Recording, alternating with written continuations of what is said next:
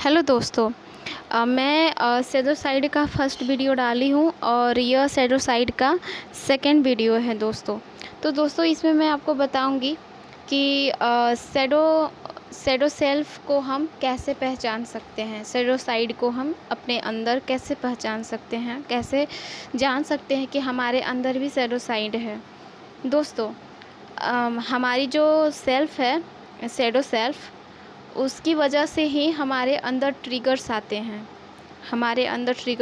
जैसे कि कभी कभी हम बहुत ज़्यादा इमोशनल हो जाते हैं किसी के लिए भी, और कभी कभी ज़्यादा हमारे अंदर स्ट्रॉन्गली इमोशन आ जाता है किसी के लिए भी। तो आपको क्या लगता है दोस्तों कि ये सब क्यों हो रहा है? किसी ने हमें कुछ ऐसा बोल दिया या फिर कुछ ऐसा कह दिया जिसकी बात से हम बहुत ज़्यादा चिढ़ गए, और हमने सोचा कि अब हम इस बात का उससे बदला लेंगे, उसने हमें ऐसे क्यों बोल दिया, उसने हमें ऐसा क्यों कह दिया, या फिर किसी ने आपको छोड़ दिया, तो आपको गिल्ट फील होगा कि मेरे अंदर ही ऐसी कोई चीज़ें हैं कि आपको गिल्ट फील होगा कि उसने मुझे ऐसा क्यों छोड़ दिया। आपको एंगर भी हो सकता है कि अब देखो मैं क्या करती हूँ, अब देखो मैं उसे बताती हूँ, उसने मुझे छोड़ा ना, अब मैं उसे बताती हूँ। इस तरह की जो फीलिंग्स होती है ना, जो सरफेस लेवल पर आती है, इसे ही सैडो सेल्फ कहते हैं दोस्तों। तो दोस्तों ये सब होता क्यों है दोस्तों? आपने कभी सोचा है? क्योंकि ये सब हमारे अंदर हमारे अंदर जो पैटर्न आ जाते हैं या फिर डीपली में सेव हो जाते हैं, हमारे सबकॉन्शियस माइंड में सेव हो जाते हैं, ये रह कर हमारे सैडो सरफेस पर आने लगते हैं, सैडो सेल्फ सरफेस पर आने लगते हैं। और इससे हम पकड़ सकते हैं कि यह हमारा सैडो साइड है। जैसे कि हम एग्जांपल लें कि आपको जलन हो गया, गुस्सा हो गया,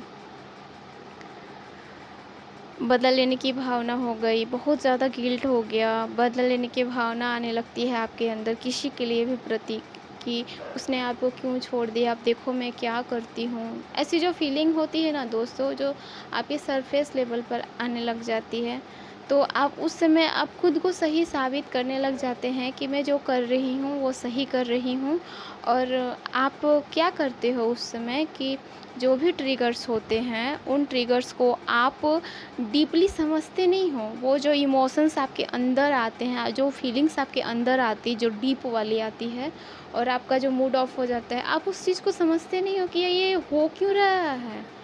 उस चीज़ को आप समझते नहीं हो, बस आप क्या करोगे कि सामने वाला जो रिलेशन है उसको छोड़ दोगे, ठीक है, उसको छोड़ने का मन करेगा, या फिर आप लेज़ी हो जाओगे, बहुत ज़्यादा खाना पीना खाने लग जाओगे अपने मन को भटकाने के लिए, जिम चले जाओगे बहुत ज़्यादा रिलैक्स फील करने के लिए, म्यूज़िक सुनोगे, बहुत ज़्यादा टीवी देखोगे, दोस्तों के साथ मस्ती करने लग जाओगे, पार्टी करने लग जाओगे, मेडिसिन खाने लग जाओगे, टेम्पररी, कि मैं उस चीज़ से बाहर निकलूं।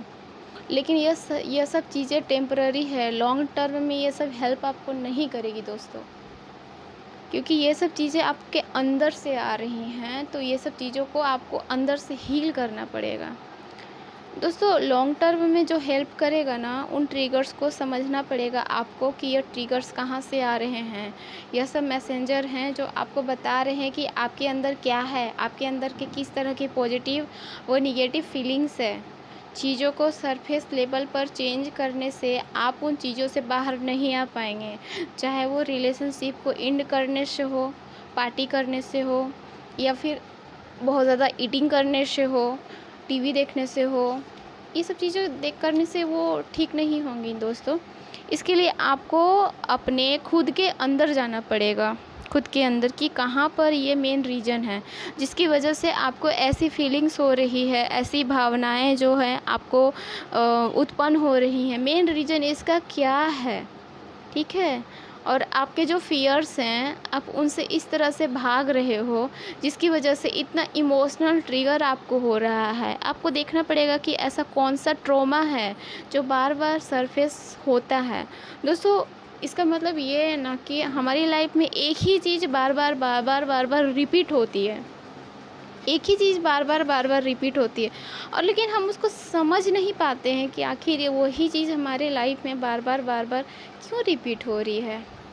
बार-बार आपके अंदर जो इमोशनल रिस्पॉन्स है उसको चार्ज करता है, तो आपके अंदर अबैंडनमेंट इशू है, तो यह तब तक री-एक्सपीरियंस होते रहेगा जब तक आप इसे पूरी तरह से हील कर नहीं लेते और अपने अंदर जाकर खुद को रिस्पेक्ट नहीं करते।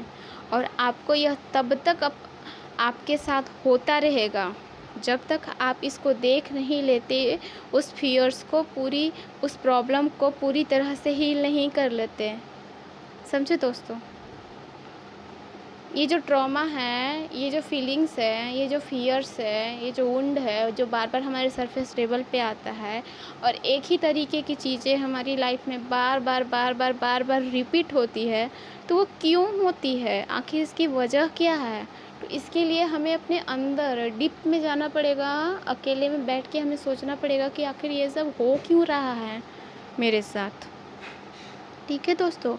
और दोस्तों, सेकंड रीज़न ये भी होता है ना कि हमारे जो ओल्ड बिलीफ्स पैटर्न होते हैं, जैसे कि पहले बताया गया है कि आपके लाइफ के जो भी नेगेटिव पैटर्न हैं या फिर लाइफ के जो भी ड्रामा हैं, उनको आप देखिए कि यह सब कैसे हो रहा है। आपके लाइफ के जो ड्रामा हैं वो कहाँ से हो रहे हैं, किस तरह से हो रहे हैं, कैसे ट्रिगर्स हैं जो आपकी लाइफ में आपको बार-बार ड्रामा क्रिएट हो रहे हैं। दोस्तों, आपकी लाइफ में भी ड्रामा होता होगा, सबकी लाइफ में ड्रामा होता है और एक ही चीज़ बार-बार रिपीट होती है या फिर हो रहे हैं या फिर होते हैं। क्या ऐसी चीज़ें हैं जिसकी वजह से आप बार-बार परेशान होते हैं और इन ड्रामों की वजह से आप बहुत परेशान होते हैं? तो आपको ये देखना पड़ेगा अपने अंदर जाकर, क्योंकि ये शैडो सेल्फ है जो हमें दिखाई नहीं देता है और ये हमारे सबकॉन्शियस माइंड में कहीं ना कहीं फिट होता है दोस्तों, जो इनर चाइल्ड में आ गया होता है हमारे अंदर। जैसे कि मेरे अंदर भी जो था फियर का था, अभी भी है इशू और ये बार बार आ रहा था दोस्तों। बचपन से बार बार ना एक लेसन सिखाया जा रहा है ना कि किसी भी चीज़ को कंट्रोल मत करो। मेरा जो नेचर था ना, एक कंट्रोलिंग वाला नेचर था, ठीक है। और अभी तो उस पर थोड़ा मैं वर्क की हूँ, तो कंट्रोलिंग वाला नेचर मेरा ख़त्म हो गया है। नहीं तो मैं कंट्रोलिंग वाला नेचर था, मुझे डर लगता था कि वो लोग मेरे साथ नहीं रहेंगे तो मैं अकेले पड़ जाऊंगी। लेकिन अभी तो इस चीज़ का डर नहीं है। तो दोस्तों, अगर आपकी लाइफ में कोई भी किसी भी चीज़ को ना आप कंट्रोल मत करो, ठीक है। यह ज़रूरी नहीं कि हर चीज़ आपके हिसाब से ही हो दोस्तों, क्योंकि जो होना होता है ना दोस्तों वही होता है, ठीक है। अब जब आपकी अवेकनिंग होती है ना दोस्तों, तो यह चीज़ आपको सिखाया जाता है कि चीज़ों को कंट्रोल नहीं करना चाहिए। जो आपकी लाइफ में होता है वो आपके कंट्रोल से नहीं चलता है, ठीक है।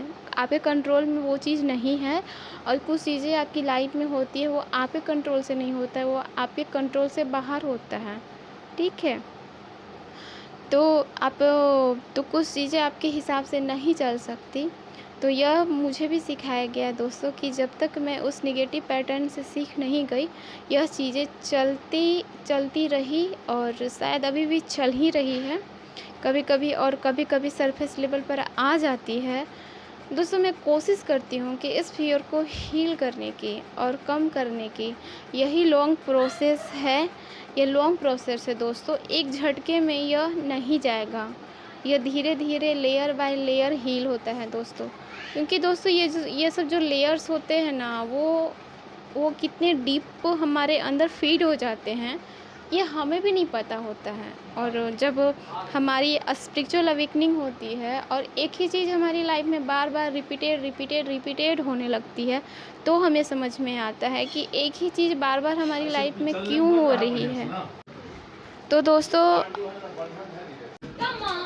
ये लेयर्स हमारे अंदर बहुत ज़्यादा डीपली होते हैं दोस्तों, तो हमें समझ भी नहीं आता है कि इस लेयर्स को हम कब और कितनी समय में हील कर पाएंगे। तो यह धीरे धीरे हील होगा दोस्तों। आशा करती हूँ आप हमारी बात को समझ गए होंगे।